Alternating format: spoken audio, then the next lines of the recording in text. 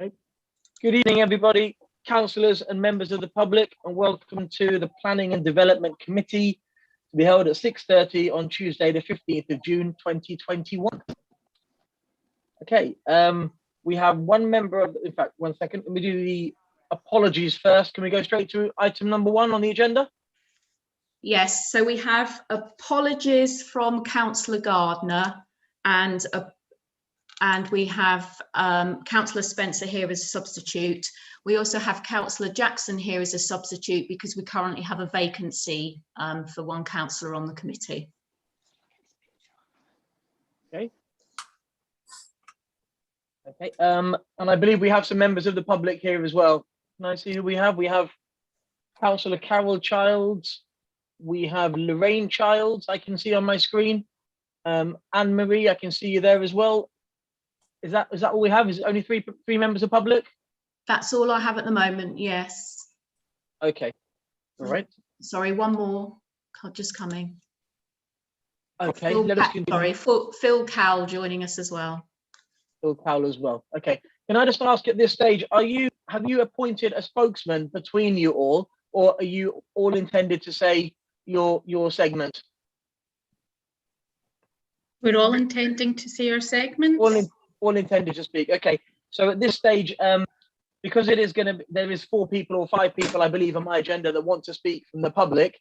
What I would ask is no longer than 3 minutes per person. And if you feel, or if you hear a point that's in your speech already made, I'd kindly ask you to take that out of your speech to save time. We'll make a note of each and every point and consider it accordingly, if that's okay. Okay. Thank you. Okay. Point number 3, to receive the minutes of the last meeting. A second. Declarations of interest. Sorry, declaration of interest, my mistake. Does anybody have any declarations of disposable pecuniary interest or other interests?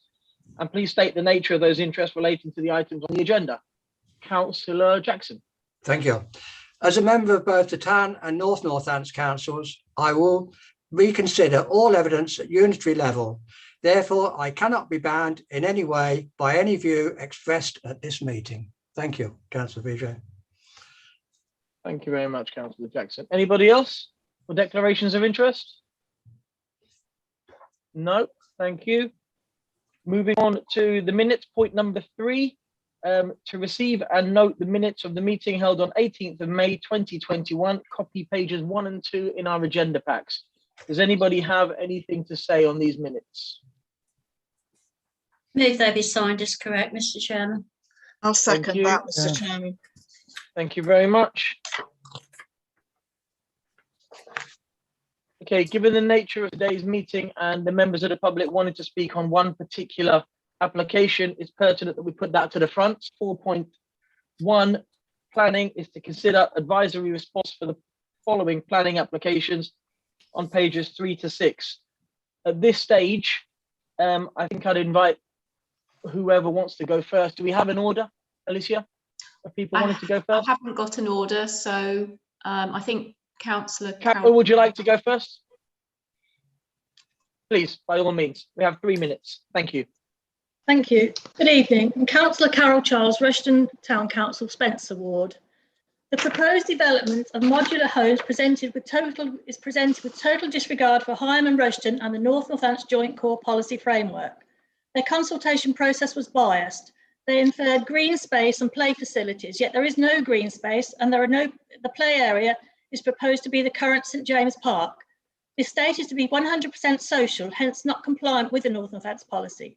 They propose to enter the estate via Prospect Avenue and have bought the end house to knock down the garage and the house to gain access from the narrow junction, directly abutting and facing several houses with their driveways actually on the junction.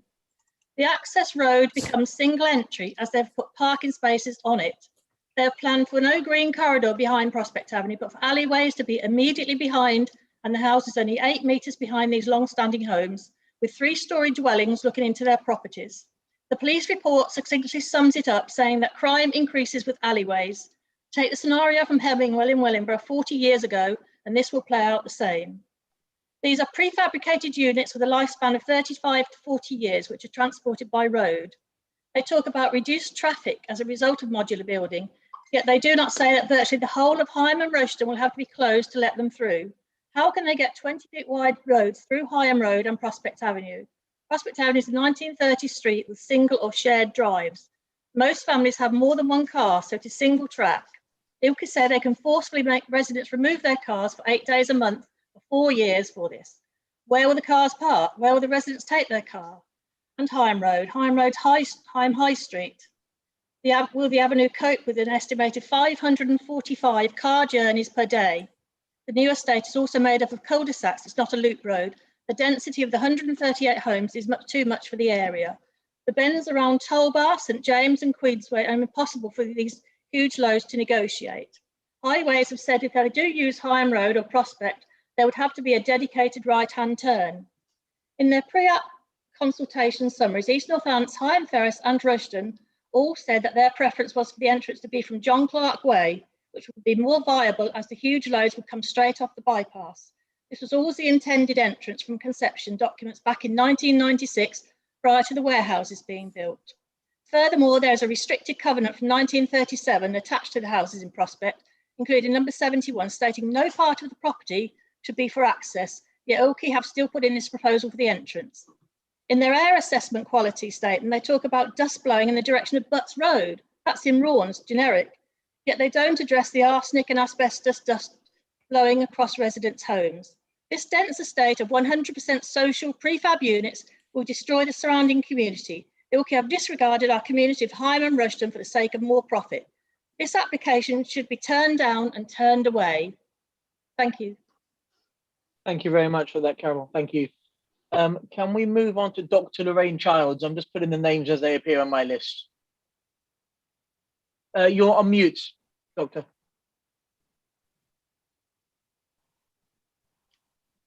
Thank you.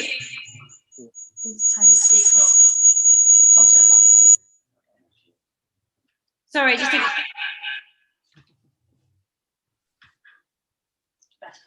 is that better? Sorry Yes. about that. Thank you. So I would like to share my screen at the end of this. Is that possible at all, please? Will you, can you enable that? No worries if not. If you could, it would be good, but no worries if not, Alicia. Okay, that's not normal practice, but if there is something that you want me to share with the council afterwards. Sorry, you're on mute. Oh, sorry. Oh, no, you're not. No, you're not. Hang on. No. Sorry, I was on no speaker. I'm really sorry. So that's all right. I was just going to say it wouldn't be normal practice for us to share documentation from members of the public, but there is if there's something that you want to share with the council, if you email it through, then we can forward it that way to them. Okay, yeah, it was just like a little video photo montage. I can forward that to you. Thank you. Okay, that's great. Shall I kick off? Please, thank you. So thank you, councillors, for this opportunity. As custodians of the welfare of Higham residents, we implore you to clearly object to this proposal. It blatantly breaches at least 6 policies of the North Northamptonshire Joint Core Strategy. These are policies 1, 4, 5, 7, 8 and 30. Policy 1, presumption in favour of sustainable development. This site will compromise the quality of life for future generations through the impact of lost biodiversity and green space and short lifespan of the modular homes. Policy 4, biodiversity and geodiversity, as Rebecca will highlight. Policy 5, flood risk management. They have not considered cumulative runoff impact, and we've already had houses flooded as a result of land clearance on this clay belt. Policy 7, community services and facilities. This development will lead to a lack of accessible green space for thousands of residents of Higham and Rushden. Please see Heather Webb's excellent ecology report on the statutory planning objections, detailing the extreme dearth of green space in this area and Ilkley's disregard for the intended wildlife corridor. Policy 8, North Northamptonshire Place shaping principles. The design and build will impact upon current and future residents via noise, vibration, overlooking, and a lack of secured by design, thus increasing risk of antisocial behaviour and crime and fear of crime. Policy 30, housing mix and tenure. East Northants developments are recommended to have at least 50% ownership and only 36% social housing, not 100. Plus, it breaches highways policies, as Anne-Marie and Phil will highlight. Essentially, this is a quick profit project for Ilkley Homes. It's their first such project since being bailed out of debt of millions 3 years ago. Yes, this land is designated for residential development, but it is also a greenfield site. Despite Co-op's lauded Wellbeing Index and Ilkley's survey, both highlighting the need for green space in this area, they take no long-term environmental or social responsibility. So it is our role to ensure they do not set a callous precedent. According to Policy 8, we should be designing places where people can be active, have places to meet and play, and seeking to design out crime. Ironically, their sheer disregard has led to them being the first likely criminals. They are currently the subject of police inquiries about the process of clearance on the land, given the likely presence of protected species. This estate has no play areas, again breaching policies, with no laps or leaps, no green space, poor quality housing that has no fit with the locality, unsecured alleyways, dead ends, and lack of parking. It won't look like their artists' impressions. With nothing to create a cohesive community, alleyways and crime spots, and no owner-occupiers, this is the next Hemingwell estate. I am a specialist forensic clinical psychologist, a consultant for places like Broadmoor and Rampton, and this estate will keep me in work with its impact on mental health and crime. Despite that, I object. It will create anomie and something called slow violence, which is a kind of dissociative trauma caused by long-term living in poor quality neighbourhoods. I live here, I'm proud of my community, and I want to keep that and for others to have the opportunity to have that, not just a box to live in amidst a ghettoing complex. Please look at our objections and the Statutory Council comments. These will guide you in your objections, and please don't let these precedents be set. Thank you. Thank you. Thank you very much. If we can move on to Anne-Marie Saxon, please. Hi. And please, in your own time. Thank you. My name is Mrs. Anne-Marie Saxon. I'm a resident of Prospect Avenue and a mother who is asking you to have the courage to reject this application. We're not opposed to development in the land for housing, but this should be suitable housing with the infrastructure it needs to support. A development that does not need to be replaced in 35 years, with good and future-proof access, green space, play facilities and mixed tenures. I can't cover all of the areas that are wrong with this proposal in 3 minutes, so I'm going to concentrate on access. Specifically, access is not appropriate or suitable on this development. Access should be from John Clark Way, as it's always been stated in the past, particularly because people have voted for the Neighbourhood Plan 2018 and specifically Policy H3, which simply indicates that appropriate vehicle and pedestrian access will need to be provided for. It's not proper removing a garage and squeezing a road around a sharp bend from a well-loved community street. Indeed, the access could easily be achievable from John Clark Way across from Windsor Road, or where the new 39 flats are being proposed. It's not appropriate because minimum visibility displays are not being met with this proposal. They're claiming 30 metres visibility when it should be 43 metres visibility for a 30-mile-per-hour road. They're cutting across a garden and making a public footpath by someone's front door at an odd angle. And this is against policy, because if you erect a fence here, as a person might, you lose all of the visibility that they do have. Highways, I believe, are required to control the land needed for visibility, and this is not the case here. Or number 71 would not be able to use their own front door. So there are horrific safety concerns with the established homes having to back out at odd angles onto this new junction without visibility. 11 car spaces are also being lost on the avenue as a result of the new junction. Specifically, 2 spaces are being lost from a house at the very end of the junction, where they will be asked to park up on the hedges instead. And surely this is not acceptable policy to remove people's car spaces. Prospect Avenue is effectively a single track road, as mentioned, and with the impact of the lost car spaces and the extra 1,300 car journeys going up and down per day, at peak times 3.3 cars per minute will be going up and down the avenue, and this is against the traffic flow coming from the school run, people going to High and Ferrer School. It's also going to damage the character of the street by removing 2 plum trees. The parking survey that they did is invalid because it was not done between 1 AM and 5 AM at the weekend. The development will mean more cars, less space available for passing, and more cars having to reverse. This will be particularly dangerous at night when it's dark. This is not appropriate access. Thank you. Thank you very much. Moving on to Phil Cowell.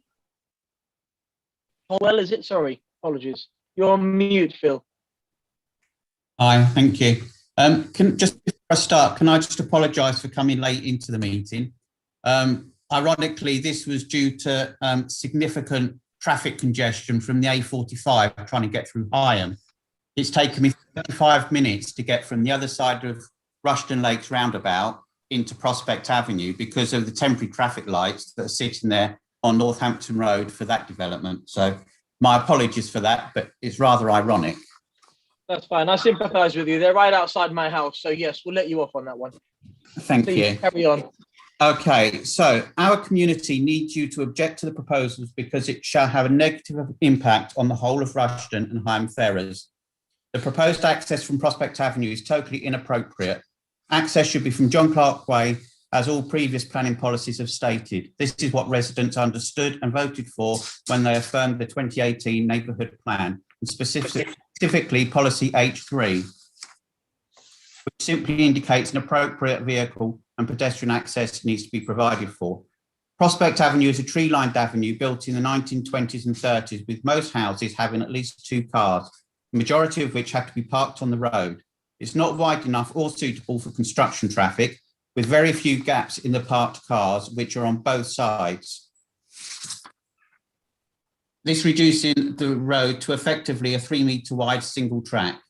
Prospect Avenue residents often witness the continuous struggle that standard delivery lorries have along the road, which often result in lorries having to reverse back down Higham towards Higham Road as they can't get through. Each house is to be delivered into site on modules, which are 6 metres wide and 13 metres long, based on dimensions in Ilkley Homes drawings. 8 modules every week should be delivered for up to 4 years during construction phase. How do Ilkley Homes plan to achieve the delivery of these modules? They don't say. The residents were previously told as part of their planning application that a traffic management plan, including swept path analysis for the construction traffic, would need to be submitted and street furniture shall have to be removed or relocated. Does this include the 100-year-old purple-leaved plum trees and telegraph poles which line the curb edge? These extra wide loads would be transported through Higham Ferrers and Rushden from either the A45 or the A6 and then along Prospect Avenue. So the disruption caused by the delivery traffic of these oversized loads for the 4-year period will affect the whole community of Rushden and Higham Ferrers. Prospect Avenue is lined with 100-year-old trees, which will significantly, if significantly pruned, could be having a long-lasting and detrimental effect on their health, as confirmed by the arboricultural assessment from Alki Tree Surgery. Following its construction, the increase in traffic locally shall have a long-lasting and significantly negative impact on Prospect Avenue, the hedges, Toll Bar, Higham Road, Washbrook Road, Hayway, Northampton Road, and in fact the whole of Rushden and Higham. The transport assessment indicates that in excess of 300 cars will use Prospect Avenue, equating to 1 every 47 seconds, which is just not realistic. Cars don't travel every hour of the night, and there are obviously increased traffic in peak times for work and school runs. This will cause major queuing at Higham Road Junction, which has not been considered for widening. Ilkley Homes indicate widening measures at Northampton Road and Hayway as mitigating circumstances, but they will have very little effect. Why do they not show mitigation at Northampton Road Junction with Prospect Avenue? Is that because the road would have to be widened and possibly more trees cut down? This is very flawed, not only because it will have major impact on the town of Rushden and Higham, but no one will have an opportunity to investigate even if it's feasible or cost effective. Surely a direct access from John Clark Way is the logical and sensible way to do it. Is it the fact that Ilkley Homes would have to pay for this, whereas they don't consider they'd have to pay for wide road junctions with Hayway, Northampton Road or Prospect Avenue? We must object because more traffic congestion in Rushden and Higham will suffocate our towns.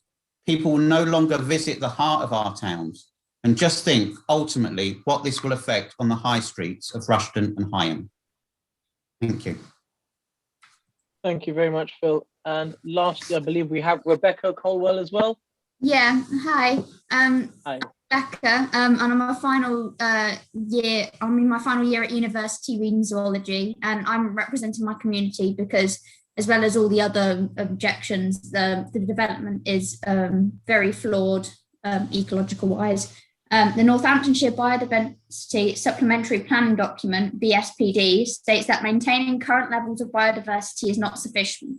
Development should provide a net gain in biodiversity where possible. Despite this, Ilkley Holmes' biodiversity report showed that there will be a net loss of minus 9.62 habitat units. This is extremely shocking to many residents, as in the 2020 presentation, Ike insisted that there would be a net gain in biodiversity. This net loss in biodiversity is on the condition after the land was cleared in February 2020, as the ecologicals were only completed in July 2020. This resulted in the net loss being smaller than what would have been if the surveys were undertaken before the February 2020 clearance. Therefore, the true loss in biodiversity has not been accurately recorded and has misrepresented the true nature of the site. The reduction in biodiversity goes against policy, yet Ike Holmes have continued to provide less than the bare minimum of green space. In Ike's report, the FPCR Ecological Technical Notes quotes the Rushden Neighbourhood Plan. However, in Ike Holmes' own planning statement, then they only propose 0.075 hectares of amenity green space and admit there should be a minimum of 0.19 hectares. Their mitigation for this is to make financial contribution to the local planning authority. However, this goes against the Northamptonshire BSPD, which states that all on-site mitigation should be exhausted before compensation is even considered. Therefore, Ike Holmes should be adding more green space and other mitigation to this development instead of providing financial compensation. The site plan that has been proposed increases the amount of habitat fragmentation and may lead to local extinctions of protected species. To further improve the biodiversity, wildlife corridors, native trees, shrubs and flowering plants should be added from the balancing pond on site and should run north to the Pocket Park at Peckway, and then a further 20-metre wide wildlife corridor, as noted in the East Northamptonshire District Local Plan in 1996, should run from the Spinney along the north boundary of the site and connect to the Greenway.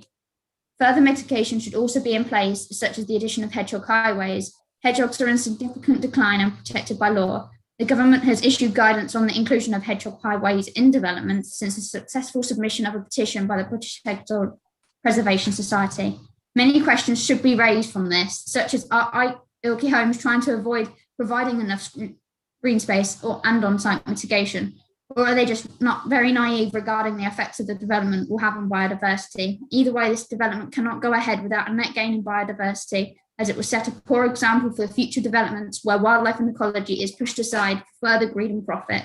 Therefore, I'm hoping you, as local representatives, will support our community and our beloved green space. Thank you. Thank you very much for that, Rebecca. Thank you. I don't think there's any more speakers now, is there?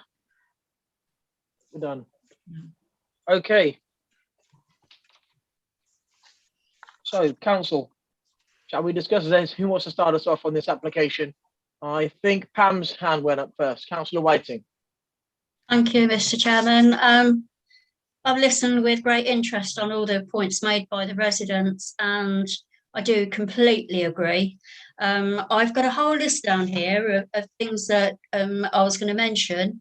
I know that the land itself is designated for building, but it infers that it should be from Shirley Road, which is another road which is completely unsuitable for another access there, or John Clark Way. And I think John Clark Way is the obvious choice. It's not going to be easy, but I think it's going to have to do.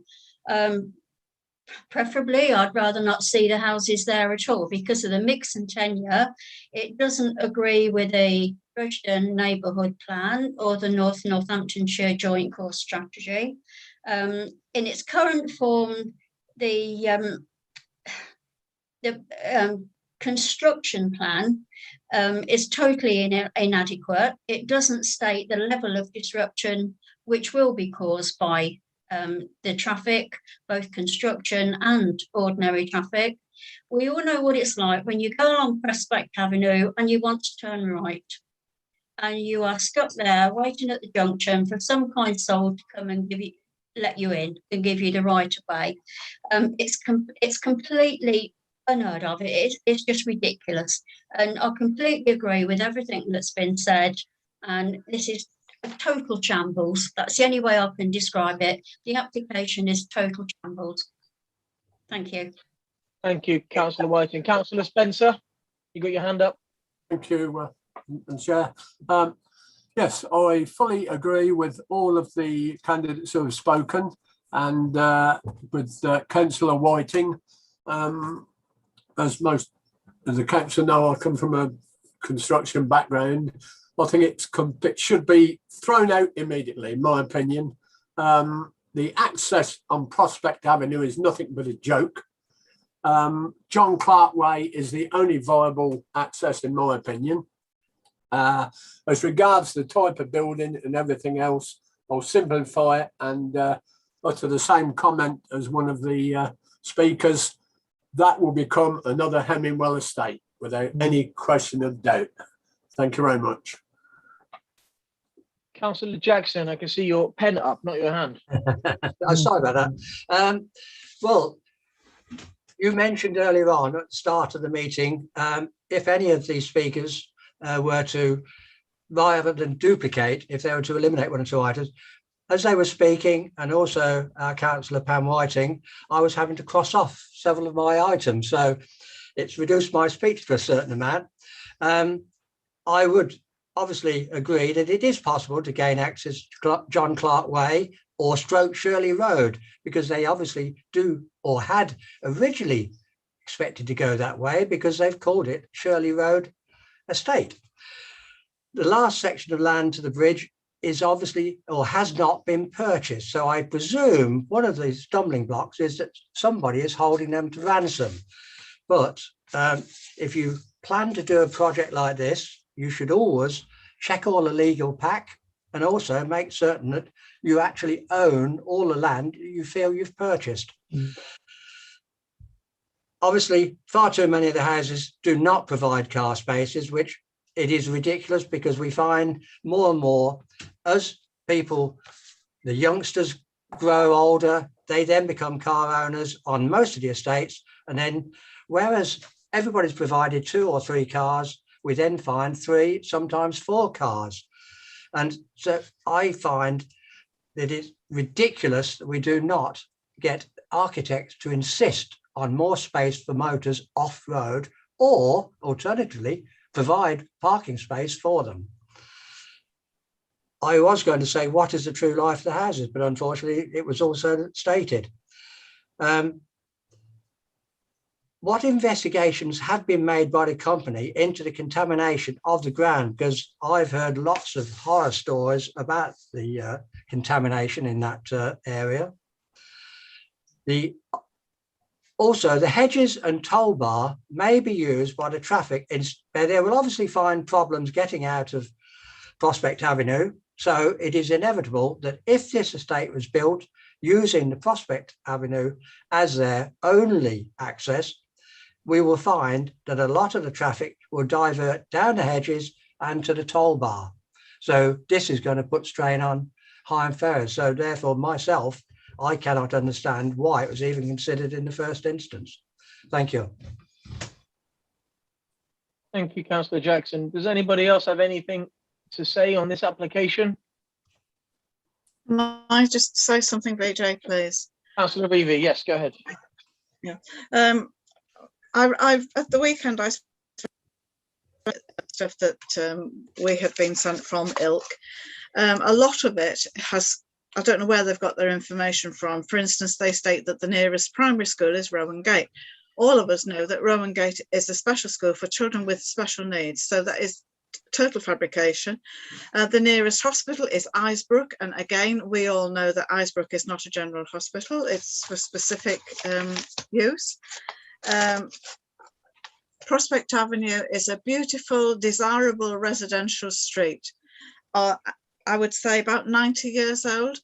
the houses that they're proposing to build, the life expectancy is what, 70 years at the most, is what they're saying, 2 mortgageable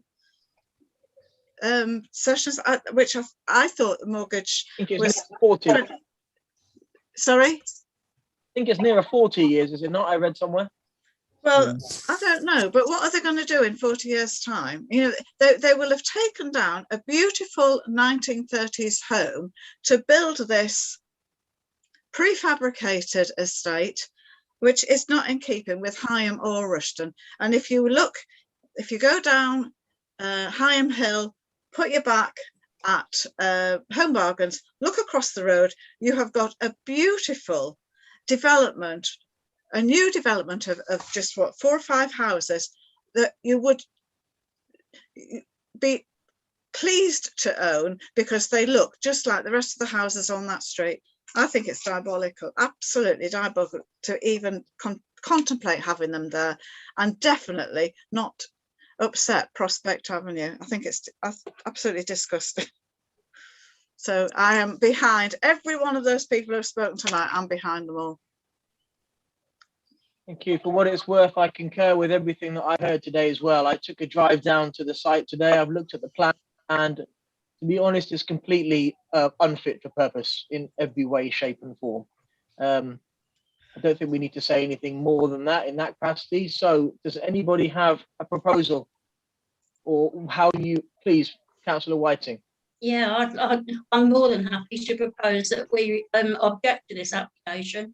I'd like to see it thrown out, but I don't suppose it'll happen. But I think we have got some very strong points to put forward as an objection, and I'm 100% behind the residents of Higham and Rushden, because we just don't want it. I'll second that. Yeah, I'll second that. Yeah. Councillor Spencer, so with no further ado, can we go to a vote, please, on who is in favour of the objection to this development? That appears to be, do I get a vote on this, Alicia? I think I do, don't I? Yeah. Or do I get the cast of vote? Okay. So that's everybody. It's unanimous. 7? Yeah. It's unanimous. Unanimous. Okay. Right. Can I just clarify the nature of the objection? So, please. Yeah, a draft response was sent round. That doesn't incorporate every point that has been raised tonight, but we still need to send a response. So there's a draft response. So are you happy with a response going in that essentially picks up the key points that have been made tonight? I'm just trying to get a feel from councillors as to the nature of the objection, because obviously something was drafted, it was amended, so there was an amended document that went round. No, I read through the points for objection, Alicia. It all seems pertinent in what we've heard today and what councillors have discussed. So I think we're happy to go along with that, unless anybody has any objections, councillors. Just make it as strong as possible. Yeah. Yeah. Okay. Yeah, I think everything that you've actually highlighted, Alicia, but then maybe add some of the things from tonight. Yeah, what I would say is we can't guarantee to cover every single point, but we will take the essence of what has been said and try and put that into the response. Yeah. Well, you could even perhaps put our response through and then say we also totally support the response from Rushden. The residents, absolutely. Yeah. Agreed. Okay, I would invite members of the public gallery to stay and listen to all of our other boring matters, but you're free to leave if you need to. So not an issue at all. I just say thank you. Thank you. Thank you very much. Thank you. Thank you. Really You're welcome. supportive. Thank Great. you. Thank you. Thank you very much. I love you. Bye. Bye-bye. Good night. Okay, should we go to the next item on the agenda, which is 4.1, item 2, 21/00754/ADV, illuminated logo signage on the east elevation of the building at high level and school entrance postal signage, brackets not illuminated, located at the north of the site adjacent to Sylveston Road, Land between Newton Road and Sylveston Road, Higham Ferrers. Copy herewith, pages 49 to 55. That's the most reading I've done in a month.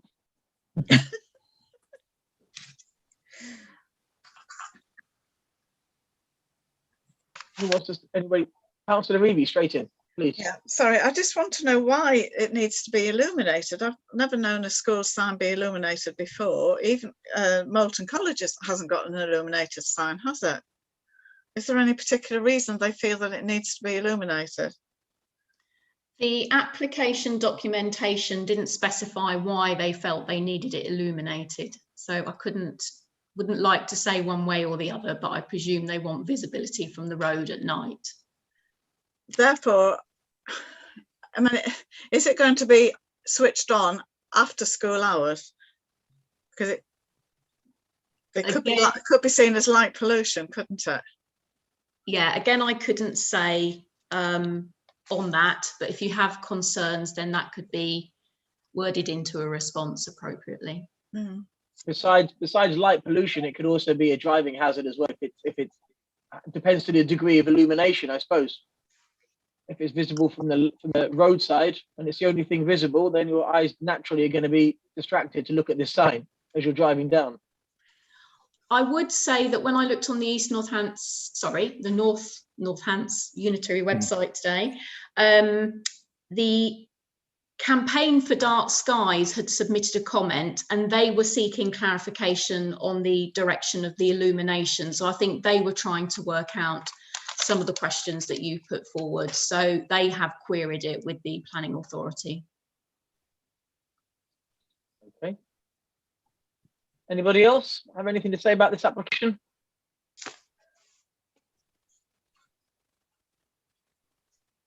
Do we have a proposal? Do we need some more information on the nature of the illumination, or do we just offer no comment? Councillor Jackson.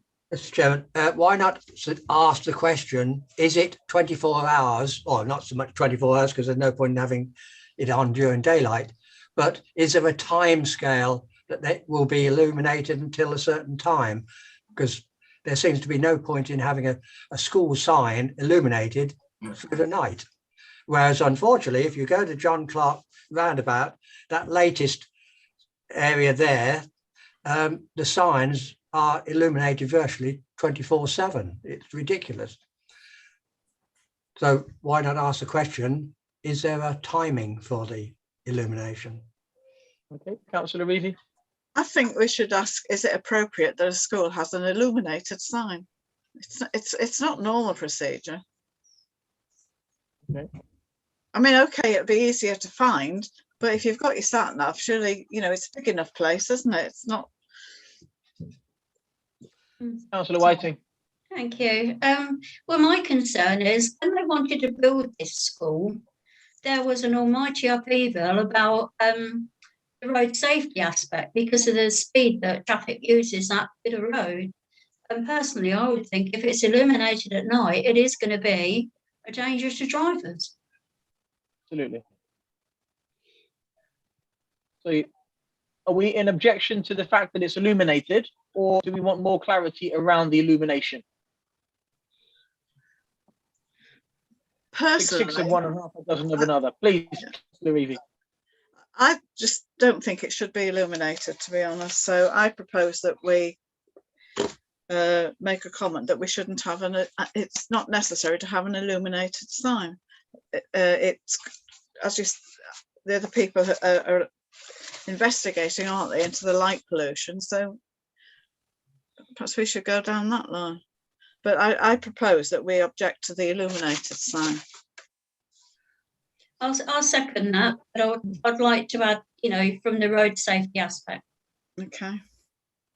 Agreed. Can we have a vote on that? All in favour of objecting to the illumination nature of the sign, but no other material changes to the sign? Unanimous.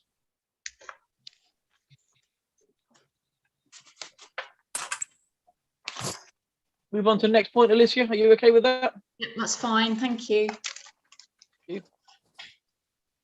Okay, point 3, 21/00569/FUL, 2-story rear extension.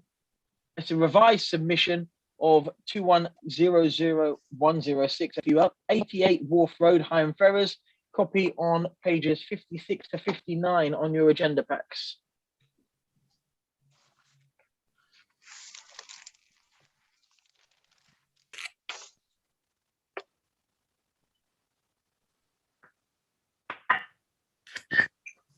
So from what I can gather on this, if I start us off, the initial plans for the extension were to be from the boundary wall to the boundary wall, in keeping with what I believe their next door neighbour has already done. However, that was objected. So on this particular application, there is a 1 metre regress on the adjoining wall with the neighbour and 1 metre from the boundary wall going forward. Having looked at the site from the front and the back, I was allowed access to the garden this evening. It's no different to what the next door neighbour has done. It's no different to what surrounding houses have done already. But yeah, if anybody else has anything to say. Councillor Jackson, I believe, was first. Well, the question I asked when this first came up the first time, what about the neighbours? Have they objected to this? Well, obviously, we've got to be careful here because obviously it was objected to the last time because it has been amended. So have we had any recent objections from the neighbours on this? There was one public comment, but I'm not too sure whether that was from a neighbour or whether that was just from a general member of the public. The comment that was made was that they felt it breached the council supplementary planning document with regard to the wording was the extension should not extend beyond a line taken at 45 degrees from the middle of the closest rear facing ground window to the habitable rooms in the adjacent property. So there's obviously still a little bit of concern that it's still impacting on the neighbour to one side or the other. Whether that was a comment from a neighbour, I don't know, but that's what it was referring to. Well, the officers at North Northants will clarify whether that is a viable objection. I would suggest that we just mention that and ask them to investigate if it's correct. But otherwise, I can't see why we can object to it. Number 121, for what it's worth, has done an identical extension directly opposite this property in question, having a look on Google Earth and the footprint of the property. Yeah, they're very similar. Very, very similar in type and spec, in the pitched roof as well. So I think we'd have a hard time justifying why we reject one and yet we allowed the other one to go through. Yeah. No, that would be my feelings, but question of what everybody else feels. Absolutely. Do you have a proposal? If anyone else doesn't want to say anything, I'd rather not. Being as I say, it's a little. Okay. It's more sensible that I don't propose anything because that way, I'd hate something to be thrown out at a later stage because I said you shouldn't really because you've not allowed yourself to reconsider. Okay. Tina. I was going to just make a proposal, but if Pam, do you want to? That's all right. No, I'll just follow you. But excuse me, I was just going to say that they have actually made considerable alterations to the original plans. Obviously, they think that they've brought it in line with what our previous comments were.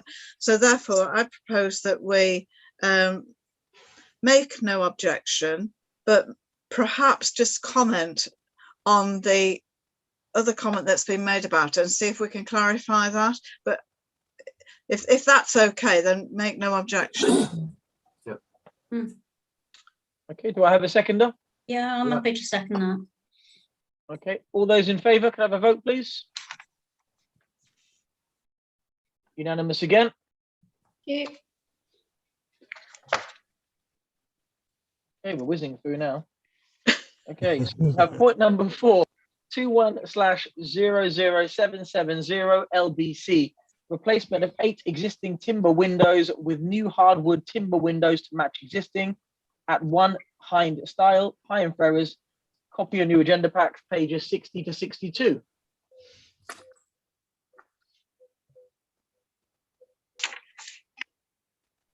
Again, I took a quick trip down Hine Style earlier today to have a look at these windows. It's a beautiful age property. From what I can see on the supporting documents, it looks like they're in much the same keeping as the original windows, and they're not going to want to make their property look any worse than it currently does. It's a beautiful property. I think it's in keeping with the local area. It's listed anyway, so they have to conform. It just looks like they're changing out the windows to a new material, which will give it a bit more longevity. Yeah. So I propose that we make no comment and no objection. Yeah, second Yeah, that. I'll second that. Have a seconder? Perfect. Yeah, All I'll those in second favour? that. Unanimous again. Thank you. Okay, item 5, 21/00799/PNT, prior notification, 18-meter phase 8 monopole with wraparound cabinet at base and associated ancillary works, Pettenall Way, Higham Ferrers, copy within page 63 to 65.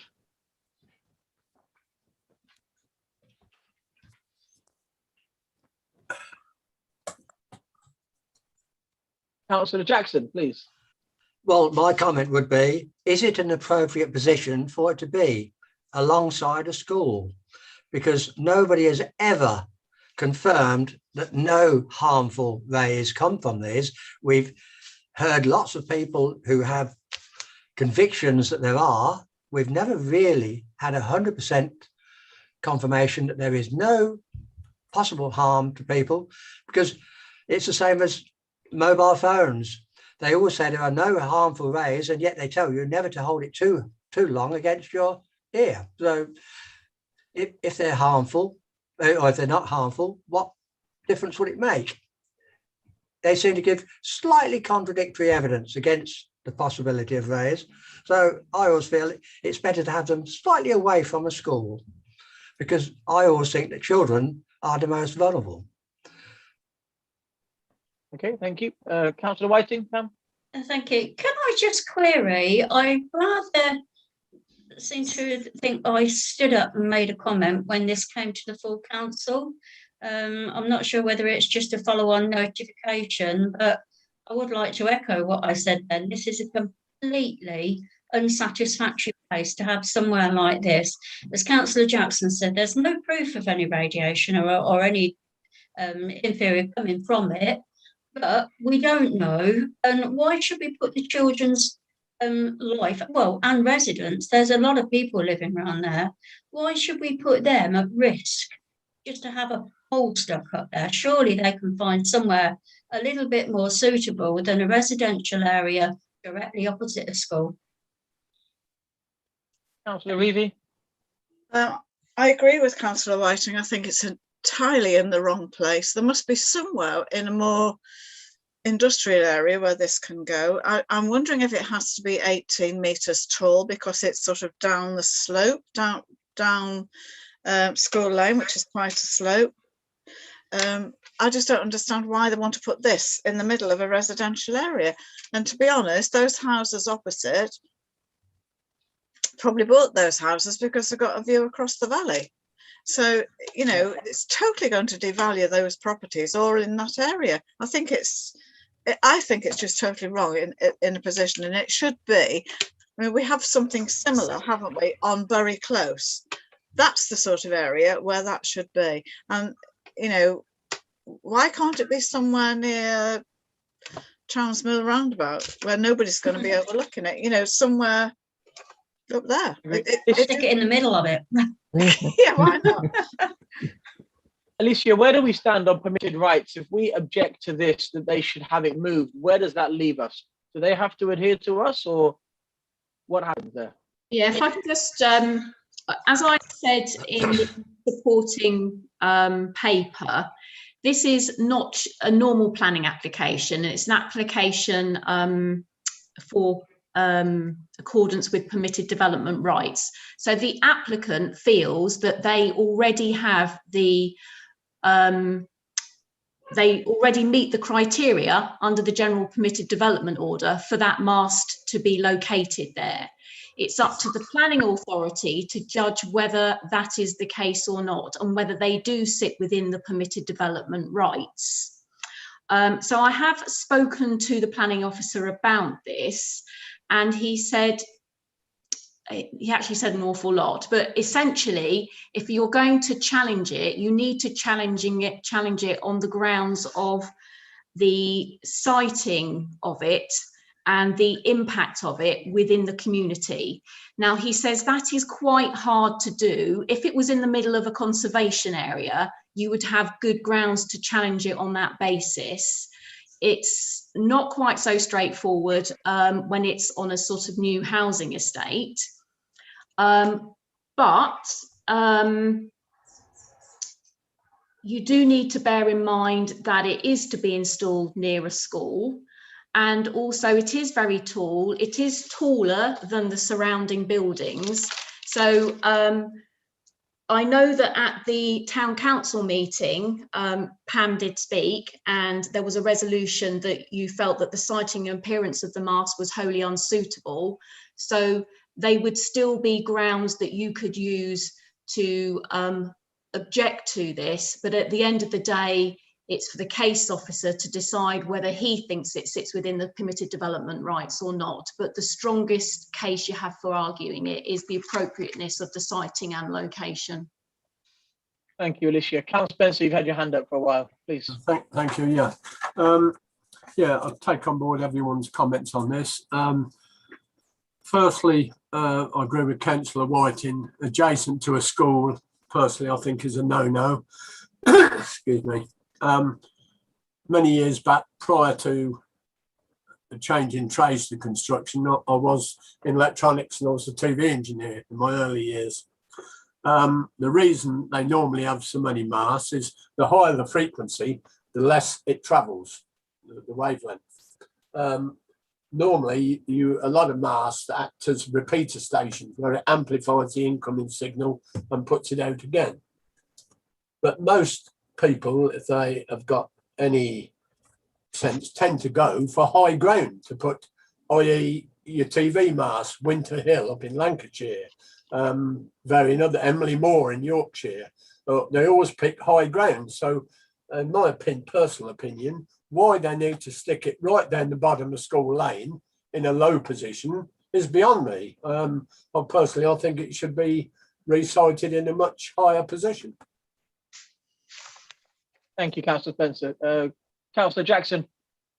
Thank you. Some time ago, the ones in obviously the Woodleys yard came before the council for them to extend in their height. And we all, well, it's in an industrial unit, not a problem, out of sight, out of mind. Until after all that work was completed, they were raised, and there was a second one, and that was raised also. I was driving along, this is some time ago now, from the Chelveston Road, and I was quite surprised. I thought there was some scaffolding on the side of the church until I drove a few more yards, and then I noticed the scaffold had gone to the other side of the church. Until slightly closer, I then realised it was the mast, the radio mast, that we'd actually given permission to have extended. And I thought, oh dear, if only we'd realised, we might not have agreed quite so readily. And it's the same with this one. Will it go in what is at this moment we consider is a little high, but in a few months, possibly 18 months time, they might want to raise it by another 6 or 7 metres because they've discovered it's too low down. So I can't quite see why it should be there. I wonder why it is put in the grass verge where it's going to be so unsightly. Thank you. Councillor Evie. Alicia, do you know who owns the land that it's going to go on? It's Highway Verge, so it would be the County Council. Well, sorry, the Unitary, Northamptonshire Highways. Perhaps we ought to get our unitary councils to object on our behalf.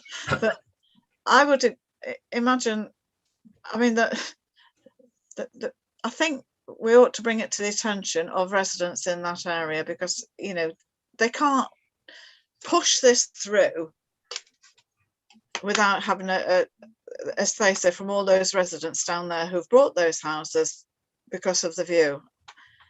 It's just going to be absolutely horrendous, I think. Alicia, you mentioned that your guidance said that we could object to this on the basis of an adverse effect to the community. What more powerful adverse effect to the community can we have than disrupting education and providing an eyesore in front of a school? I think it speaks for itself, to be honest. Yeah.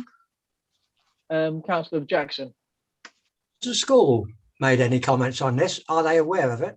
Yeah, I would say I did notify the school, and like the town council, they had been consulted by the developer direct, and I said to them the response that we had agreed from the town council meeting, and they said they wholeheartedly agreed with that. So they are in objection to it as well. I don't know whether they've notified parents and those surrounding neighbours, or whether they've just responded directly to the developer. But yeah, they are in objection. Can I just add on that? No, they didn't. Okay. My daughter, well, my grandson goes to that school. My daughter lives just around the corner and she knew nothing about it. So obviously residents. I mean, it's the last thing we need in a school with children getting a stronger signal on their mobile phones. It's difficult enough to get the kids to put their phones away in the first place. I don't really know. I mean, it's just going to be more disruptive for a school. It's going to be more difficult to attend to these children's needs. I thought someone had their hand up. Okay, does anybody have a proposal? Councillor Whiting. Sorry, yeah, I'll propose we object to it big time. Object to it as much as we can.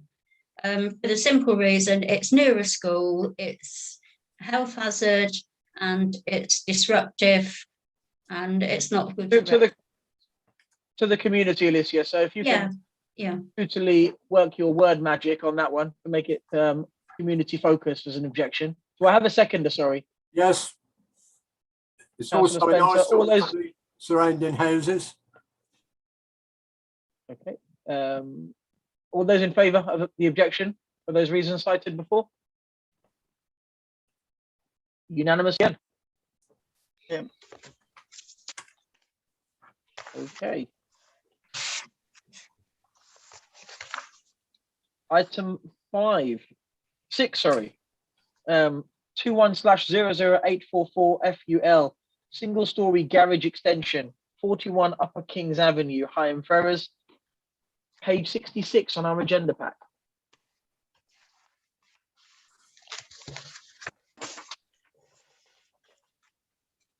I can't see any hands shooting up, so I'll start us off. I took a drive around this gentleman's house as well today. Had a busy day today.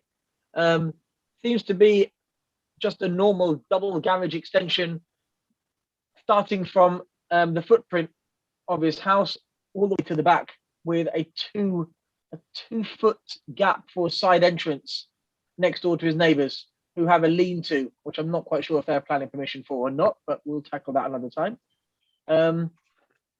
Seems to be leaving ample garden space for himself. Councillor Jackson, I saw your hand up. 2'6", not 2 foot. If you're going in old money. 2'6", I stand corrected.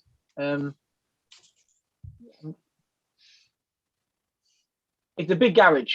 You compare it's almost a foot house again. I can't see a problem. I mean, like, yeah, I'm inclined to agree. Anybody else have anything to add on this one? Councillor Reevy? I just wondered if there had been any objections from the neighbours. No, there were no comments from members of the public, but I would add that it's quite a new application that's been listed, so it's not been out for a particularly long period of time for consultation yet. Okay. Councillor Jackson? If you'd driven round there, as Councillor Vijay has, I'm sure he looked at next door. I don't think they'll object. In fact, it might be the other way around, I would have thought.